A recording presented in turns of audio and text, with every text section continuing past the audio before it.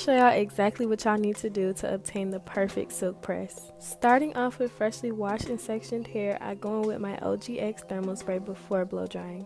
Now I do use my River blow dryer for my blowouts, but if you don't have one of these, just make sure that your hair is very silky and smooth when you're done blow drying. I like to wait a couple hours after blow drying so the bathroom isn't humid anymore. But then I go in with my Bio Silk. I use dime sized amounts, and I go in with my flat iron at 400 degrees, and I use the chase method, which is basically where you put the comb in front of the flat iron. Make sure you're doing small sections so that the heat can penetrate each strand, and make sure you're taking your time. This is not a process that should be rushed. Mind y'all, this is my hair after one pass with the flat iron. You should not be going over your hair a whole bunch of times to see results like this. Another tip is to use a titanium flat iron, because this is the only flat iron that can get my hair looking like this. But we're not even finna do too much. Wrap your hair immediately when you're done. You only have to do it for like 20 minutes or so, but this is the next day, and yeah, y'all see the results. At this point, you shouldn't have to add no further product if you did everything right. I didn't even do my edges. That's how you know. But yeah, I hope I can save y'all a trip to the Dominicans. Bye.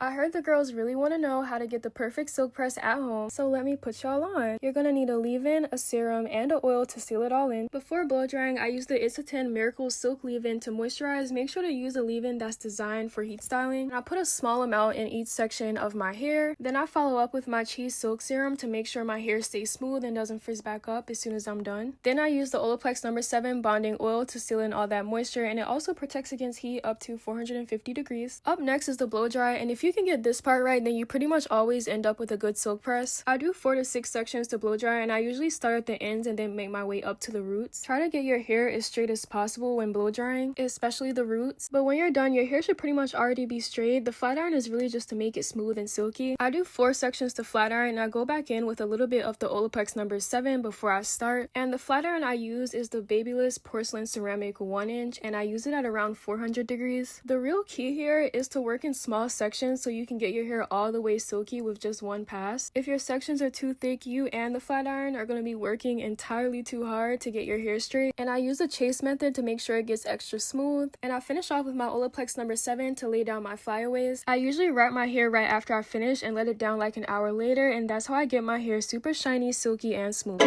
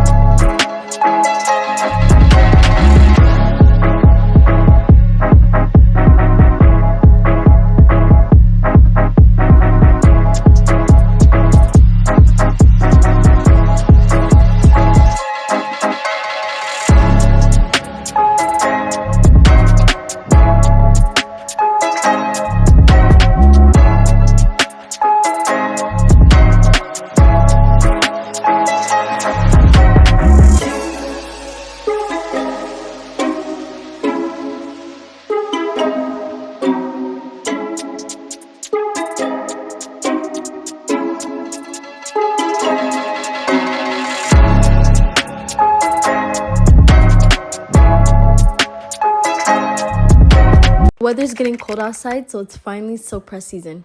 My Twinnie Pooh had asked me to do her hair before she went back to college, and I was actually so excited because she just dyed her hair red, which is really not like her, but like it really fits her and I love it. And we were arguing about what color it looked like, so write down in the comments whether it looks purple or red. She thought it looked purple, but I know it looks red. One advice I would give to people that struggle to have a good silk press is to make sure you blow dry your hair very, very well. That will also help with not using excessive amount of heat in your hair while you're straightening it. Another tip is to use a rat tail comb or any type of comb. Some people even use a soft brush while straightening the hair, and I'll only go through each section once. I personally prefer this method over any other ones. So if you're a natural girly and you've been contemplating whether to straighten your hair or not, this is your sign.